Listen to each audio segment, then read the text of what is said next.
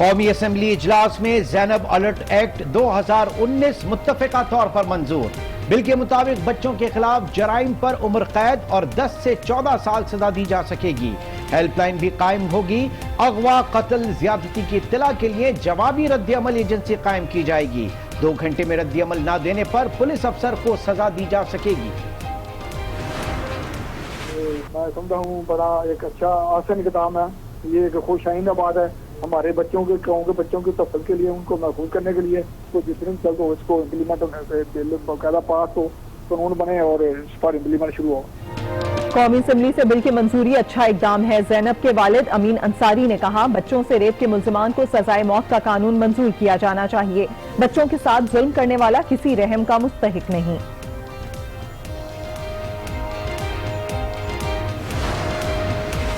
قانون کی منظوری قابل تعریف اقدام ہے۔ معروف سماجی کارکن فرزانہ باری کی جانب سے قانون پاس ہونے پر قومی اسمبلی کی تعریف۔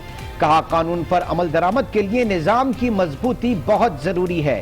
جب تک لوگوں کو خوف نہیں ہوگا، ریپ جیسے واقعات کا روکے جانا مشکل ہوگا۔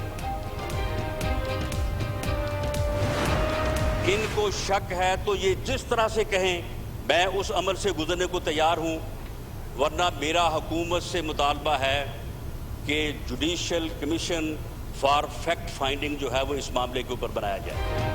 رانا ثنا نے بے گناہی ظاہر کرنے کے لیے قومی اسمبلی میں قرآن پاک اٹھا لیا۔ رانا ثنا کا تحقیقات کے لیے جوڈیشل فیکٹ فائنڈنگ کمیٹی کا مطالبہ۔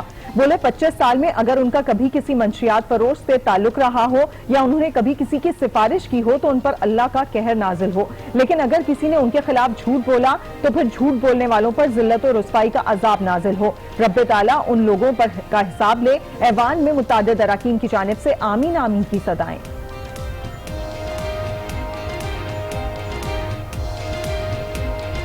اللہ نے حکم فرمایا ہے کہ سچ کے لیے اٹھ کھڑے ہو، اور وہ اٹھ کھڑے نہیں ہو رہے، وہ سچ بات نہیں کر رہے، اللہ تعالیٰ پھر ان کے اوپر بھی اپنا قہر اور غضب نازل کرے، رسوائی کا جو ہے وہ عذاب نازل ہو۔ ویسے بھی حلف کے اوپر ہے، عہد کے اوپر ہم بات کرتے ہیں۔ ہر رکن قومی اسمبلی یہاں پہ آ کے پہلے دن حلف لیتا ہے، اور جو بھی یہاں پہ گفتگو ہوتی ہے وہ سچی ہوتی ہے۔ ہمیں اس پہ قرآن مجید کو لانے کی ضرورت نہیں۔ ایوان میں حلف اٹھایا ہے، قرآن پاک اٹھانے کی کیا ضرورت ہے؟ رانا ثنا کے قرآن پاک اٹھانے پر مراد سعید کا رد عمل۔ کہا ماڈل ٹاؤن میں خواتین اور بچوں کو شہید کیا گیا، کیا ہم سانحہ ماڈل ٹاؤن بھول گئے ہیں؟ اے این ایف آزاد اور خود مختار ادارہ ہے، اداروں کو ٹارگٹ کیا جا رہا ہے۔ پی ٹی آئی رکن بولے شہریار آفریدی پیر کو رانا ثنا کیس سے متعلق موقف دیں گے۔ حکومت نے قومی اسمبلی کے اجلاس میں 6 آرڈیننس واپس لے لیے۔ بے نامی لین دین اور قومی احتساب، جائیداد میں خواتین کے حقوق، سیکشن سرٹیفکیٹ، لیگل ایج اور اعلیٰ عدلیہ کے ڈریس کوڈ سے متعلق آرڈیننسز بھی شامل۔ حکومت کے پیش کردہ 4 بلز منظور، 2 قائمہ کمیٹیوں کو بھجوا دیے گئے۔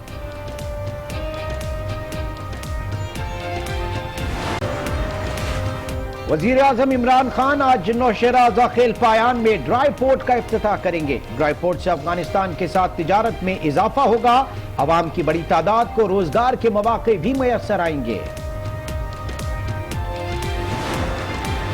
چیئرمین پی ایس پی مصطفیٰ کمال کا کہنا ہے حکومت کے قول و فعل میں تضاد ہے، ہمیں حکومت سے بہت امیدیں تھیں، سندھ میں تمام سیاسی جماعتیں ناکام ہو چکی ہیں، عوام کے پاس پی ایس پی کے علاوہ کوئی آپشن نہیں۔